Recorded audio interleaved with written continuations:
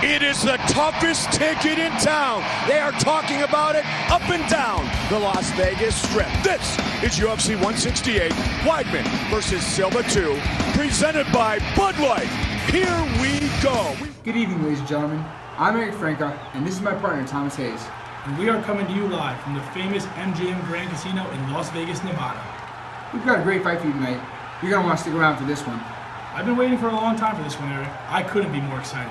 We're here at UFC 168, and it's time for our main event of the evening, Anderson Silva versus Chris Weidman, the rematch. Last time around, Anderson Silva seemed to have it in the bag, but Chris Weidman shocked the world in the second round, pulling off an upset knockout win, claiming the UFC middleweight championship of the world.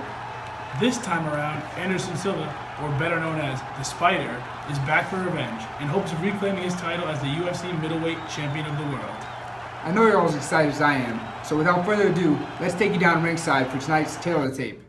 Tonight's event is brought to you by Inside MMA, Fridays on Access TV. The champion is 29, the challenger is 38. Everything else is virtually identical. Look at these guys, Tom. Our main event is about ready to start, and here's Bruce Buffer. Ladies and gentlemen, this is the main event of the evening. All right, gentlemen, we've been over the rules. Protect yourself at all times. Follow my instructions. We're going to have a clean fight. Let's catch gloves. Come on, ready to do this. The chance of USA for the champion, Chris Weidman. The challenger, the greatest of all time, Anderson, the Spider Silva. Ready. Good. Tonight's clock brought to you by Bud Light. Here we go, again.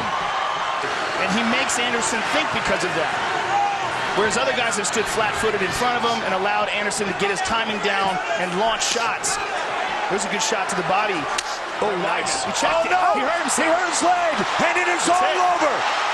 Oh my God! I can't look, Tom. It's brutal. You're right about that, Eric. That injury footage is definitely not for the squeamish. I can't believe what I just witnessed, Tom. How many times has Anderson Silva used his characteristic leg kick without a problem? The leg kick has always been his go-to, Eric. I can tell you one thing, nobody expected this one. Well, what a shocking end to a much-anticipated fight. Nothing but best wishes to Anderson Silva. I hate to see that. We're all hoping for a speedy recovery. And of course, congrats to the victor, Chris Weidman, on defending his title. You gotta give it to him. We hope you enjoyed it as much as we did. Until next time, ladies and gentlemen.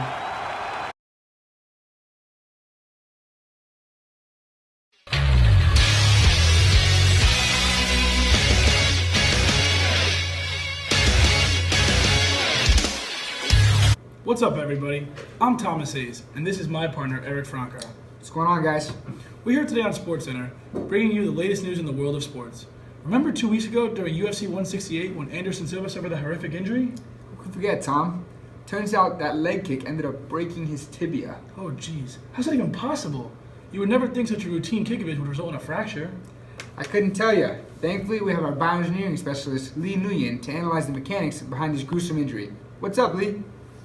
We are going to find the force experienced by Anderson's tibia during the impact.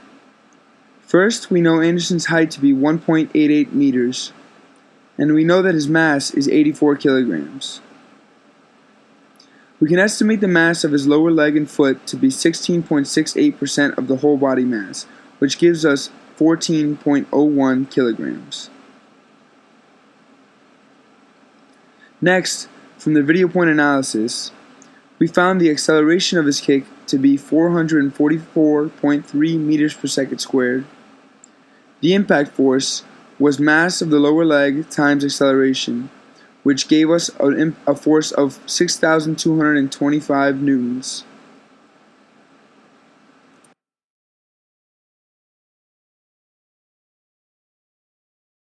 Now we will compare it to healthy bone. We simplified and assumed the tibia to be a simply supported beam with a point load at the center of 6,225 newtons, which we just found. We can then draw the free body diagram, solving for the vertical forces, giving upward forces of 3,112 newtons at either end of the beam. To illustrate the shear force distribution, we will draw a shear force diagram where the magnitude never exceeds 3,112 newtons. Next, we will manipulate the equation for shear stress due to a transverse load in order to find the maximum shear force a tibia can experience. Maximum shear stress due to a transverse load is equal to max shear force over cross-sectional area. The maximum shear stress a tibia can withstand was taken to be 56.9 megapascals, while the cross-section of the tibia was taken to be a hollow cylinder, making cross-sectional area equal to pi times the difference of the outer radius squared minus the inner radius squared, yielding an area of 5.22 times 10 to the negative fourth meters squared.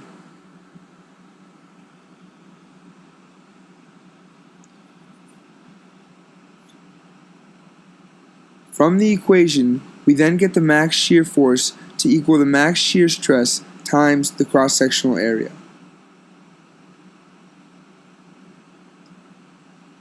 Given our known values, the maximum allowable shear force was found to be 29,718 newtons, which is significantly more than the force applied to Anderson's tibia, meaning some underlying factor must have caused the fracture.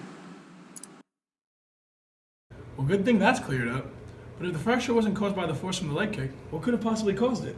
I know just the guy to answer that question, Tom. Our medical specialist, Carl Faber, has done some investigating over the past 2 weeks. He just rang into the studio to let us know.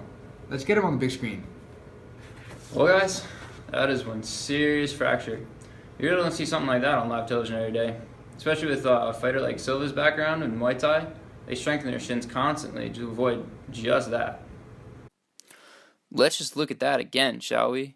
You can definitely see an incredibly clean break right there. It's just surprising to see with all that training they go through. Silva was thoroughly trained in the fighting style of Muay Thai. They believe in some crazy conditioning of the shin bones.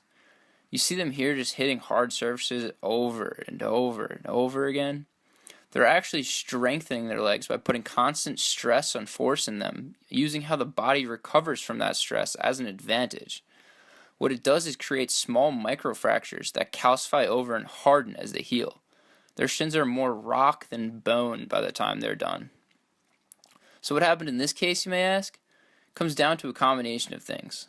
Not allowing himself to rest and recover properly most likely played a large role. Constant abuse to the leg left Silva prone to a stress fracture built up over time. Another factor was the way Weidman blocked. He used what was called a hard check, or checking with the hardest part of his shin so as to hurt the opponent more than himself. It is used much less often due to the complexity of the move. More often than not, it ends up backfiring. Most fighters stick with the soft check or lifting a leg a bit as they get hit to help absorb and disperse the force. Weidman trained hard to get his hard check down in prep for this fight after their first meeting.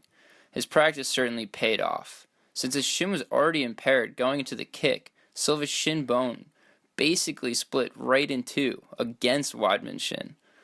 The only way to have something like that heal is with an intramedullary rod fixed with some pins, and that's certainly going to take quite a bit of time to come back from. Crazy sport, MMA. It really is shocking things like this don't happen all too often. This case looked as almost if it was a bit of an unfortunate perfect storm. Well, guys, as you can see, there did indeed have to be an underlying factor involved here. The initial stress fracture Silva received compounded during that final kick to cause his tibia to fracture. Man, that guy can't catch a break, huh? No, he can't. But we've been told by reporters on the case that he's already on the road to recovery, with surgery scheduled soon. Silva's one of the toughest guys I know. I'm sure he'll come back healthier and stronger than ever. That's it for today's segment. Up next, you got the Not Top 10 featuring the reigning champ Mark Sanchez with his epic putt fumble.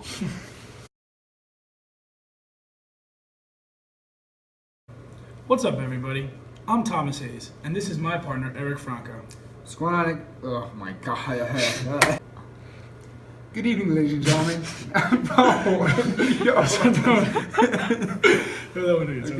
In the bag, but Chris Weidman shocked the world with an upset knockout win in the second round, reclaiming. Oh God bless. We all hope you have. I tried to add. Well, what a shocking end to a match. I was saying match. A much anticipated fight. Let's go.